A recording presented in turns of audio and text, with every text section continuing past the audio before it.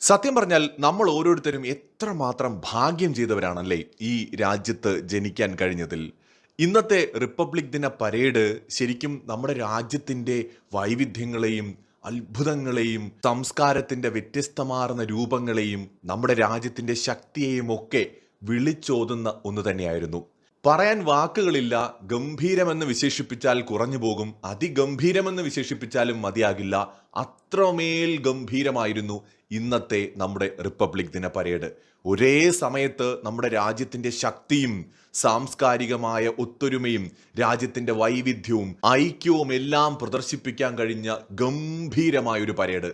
സത്യത്തിൽ ഇന്ന് അതിഥികളായിട്ടെത്തിയ നമ്മുടെ യൂറോപ്യൻ യൂണിയന്റെ നേതാക്കൾ, യൂണിയൻ പ്രസിഡന്റും കമ്മീഷൻ ചീഫുമൊക്കെ അന്തം വിട്ടു പോകുന്ന തരത്തിലുള്ള ഒരു ഗംഭീരമായ ഒരു പരേഡാണ് ഇന്ന് രാജ്യം കണ്ടത്. 77ാം റിപ്പബ്ലിക് ദിനം ഇന്ന് നമ്മൾ ആഘോഷിച്ച ഒരു രീതിയുണ്ടല്ലോ. ശരിക്കും ഈ ബാഹുബലി സിനിമയിലൊക്കെ ഈ കലാകാരന്മാരൊക്കെ അണിനിരന്നിട്ട് ശക്തി വിളിച്ചോതുന്ന തരത്തിൽ ഭയങ്കര ഗംഭീരമായിട്ടുള്ള ഒരു കുറെ രംഗങ്ങളൊക്കെ ഉണ്ടല്ലോ. അതൊക്കെ പെട്ടെന്ന് വന്നുപോയി. അമ്മാതിരി വേറെ ലെവൽ, എനിക്ക് പറയാൻ വാക്കുകൾ കിട്ടുന്നില്ല. അത്രയും മനോഹരമായിരുന്നു നമ്മുടെ ഇന്നത്തെ റിപ്പബ്ലിക് ദിന പരേഡ് എന്ന് പറയുന്നത്. തലസ്ഥാനമായ ഡൽഹിയിലെ കർത്തവ്യ പഥിലാണ് ചടങ്ങ് നടക്കുന്നത്. രാജ്യത്തിന്റെ രാഷ്ട്രപതി ദ്രൗപദി മുർമുവിനൊപ്പമാണ് യൂറോപ്യൻ യൂണിയനിലെ ഏറ്റവും ഉയർന്ന ലീഡേഴ്സ് ആയിട്ടുള്ള നമ്മുടെ കൗൺസിൽ പ്രസിഡന്റ് അന്റോണിയോ ലൂയിസും അതുപോലെ യൂറോപ്യൻ കമ്മീഷൻ പ്രസിഡന്റ് ഉർസുല ഓണ്ടറും എത്തിയത് എന്നത് തികച്ചും ആശ്ചര്യപ്പെടുത്തി. അതായത് നമ്മുടെ പ്രസിഡന്റിന് മാത്രം ഉള്ള സവിശേഷമായ കുറെ പ്രത്യേകതകളുണ്ട്. പ്രസിഡന്റിന്റെ സുരക്ഷയ്ക്കായിട്ട് നിയോഗിച്ചിരിക്കുന്ന പ്രത്യേക ബറ്റാലിയൻ ഉണ്ട്. അതുപോലെ തന്നെ പ്രത്യേക സിസ്റ്റമാണ് പ്രസിഡന്റിനെ കൊണ്ടുവരുന്നത്.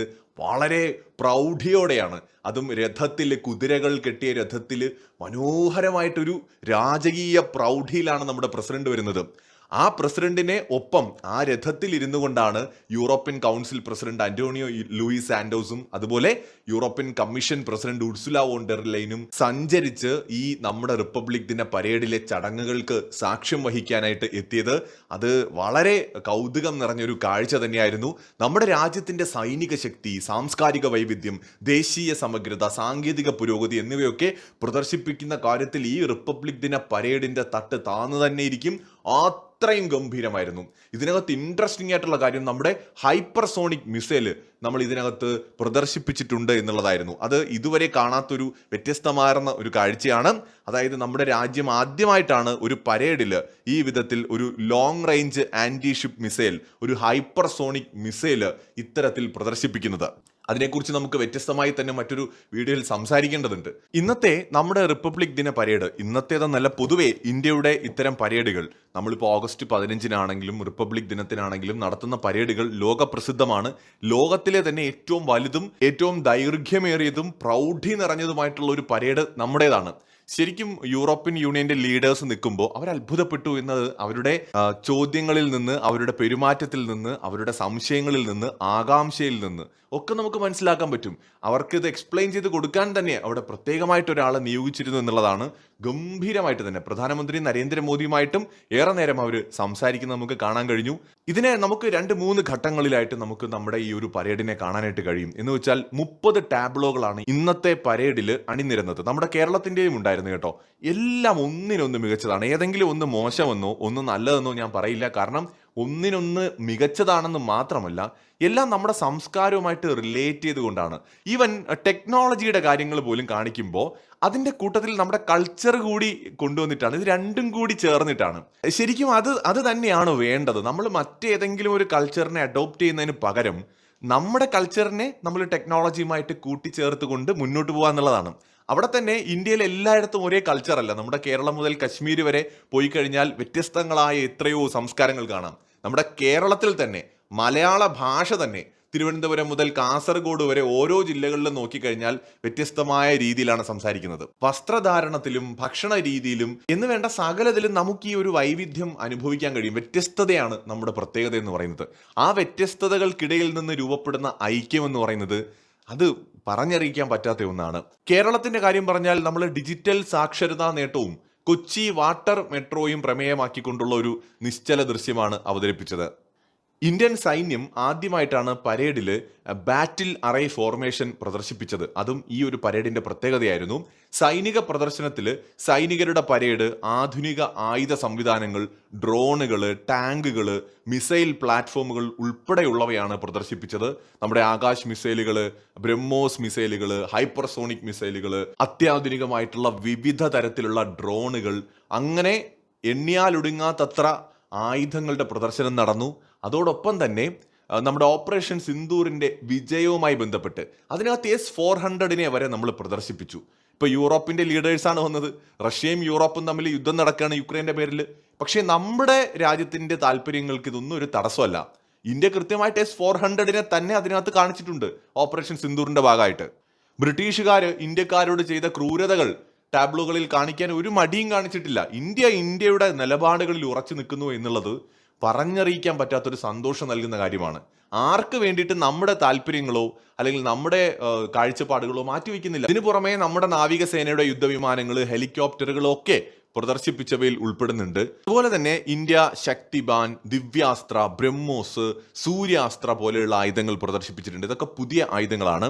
അതുപോലെ തന്നെ ആളില്ലാ വാഹനങ്ങളായിട്ടുള്ള നിഗ്രഹ, ഭൈരവ്, ഭുവിരക്ഷ, അതുപോലെ കൃഷ്ണ എന്നിങ്ങനെയുള്ള അത്യാധുനിക റോബോട്ടിക് വാഹനങ്ങൾ പ്രദർശിപ്പിക്കുകയുണ്ടായി. ധ്രുവ്, രുദ്ര ഹെലികോപ്റ്ററുകൾ, അതുപോലെ തന്നെ നമ്മുടെ T-90 ഭീഷ്മ ടാങ്കുകൾ, അർജുൻ MP-T, അതുപോലെ BMP-2 നാഗ് മിസൈൽ സിസ്റ്റം, ഇതെല്ലാം നമ്മൾ പ്രദർശിപ്പിച്ചവയിൽ പെടുന്നുണ്ട്. അതുപോലെ തന്നെ ആദ്യം നമ്മൾ ഈ പറഞ്ഞ പോലെ സൈനിക പരേഡ്, ആയുധങ്ങളുടെ പ്രദർശനം, അത് കഴിഞ്ഞ് നമ്മുടെ മനോഹരമായ കലാകാരന്മാരുടെ പ്രകടനം ഉണ്ടായിരുന്നു. അത് പറഞ്ഞറിയിക്കാൻ വാക്കുകളിൽ എന്തൊരു രസമാണെന്നറിയോ. നമ്മുടെ രാജ്യത്തിനകത്തുള്ള ഓൾമോസ്റ്റ് എല്ലാ കലാരൂപങ്ങള്, അതുപോലെ തന്നെ ആ ഒരു കൾച്ചറൽ ഡിഫറൻസ് നമുക്ക് കാണാൻ പറ്റും.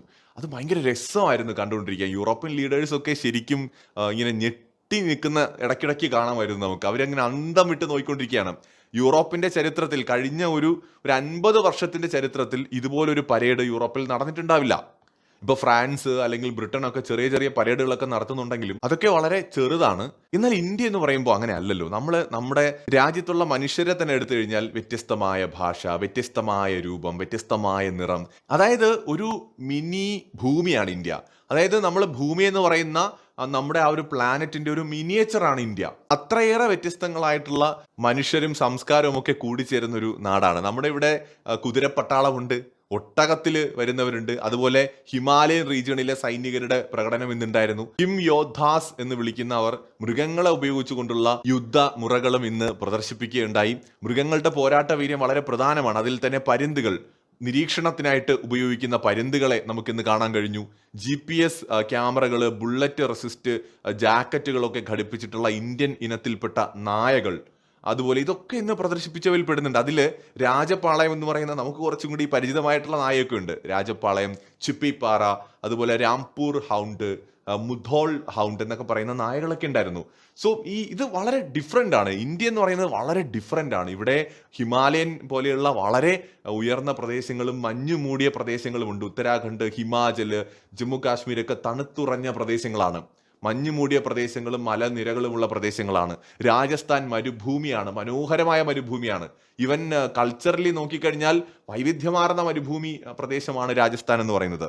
കേരളം വളരെ ഡിഫറെൻ്റ് ആയിട്ടുള്ള ഒരു പ്രദേശമാണ്. കായലുകളും പുഴകളും മലകളും ഒക്കെയുള്ള തികച്ചും ഡിഫറെൻ്റ് ആയിട്ടുള്ള ഒരു സ്ഥലമാണ് കേരളം. അതുപോലെ ഇന്ത്യയുടെ സെൻട്രൽ സ്റ്റേറ്റുകൾ, നോർത്ത് ഈസ്റ്റ് ഡിഫറെൻ്റ് ആണ്. ലോകത്തിൻ്റെ ഒരു മിനിയേച്ചർ, നമ്മുടെ ഭൂമിയുടെ ഒരു മിനിയേച്ചറാണ് നമ്മുടെ രാജ്യം. ശരിക്കും യൂറോപ്യൻസിന് ഇന്ത്യയെക്കുറിച്ചുള്ള കാഴ്ചപ്പാട് മാറാൻ ഇന്നത്തെ റിപ്പബ്ലിക് ദിന പരേഡും അതുപോലെ തന്നെ അതിഥികളായിട്ട് യൂറോപ്പിലെ ഏറ്റവും ഉയർന്ന 2 നേതാക്കളാണ് വന്നിരിക്കുന്നത്. സോ അവരുടെ കാഴ്ചപ്പാട് മാറുന്നതിന് ഇത് വളരെ വലിയ സഹായകരമായിരിക്കും. കാരണം പൊതുവേ ഇപ്പോൾ വിദേശ മാധ്യമങ്ങളാണെങ്കിലും അല്ലെങ്കിൽ ഇന്ത്യയിലെ പൊളിറ്റിക്കൽ സിസ്റ്റം കാരണം ഇന്ത്യൻ മാധ്യമങ്ങൾ ഉൾപ്പെടെ എപ്പോഴും ഇന്ത്യയുടെ നെഗറ്റീവ്സ് ആണ് പ്രൊജക്റ്റ് ചെയ്ത് കാണിക്കുന്നത്.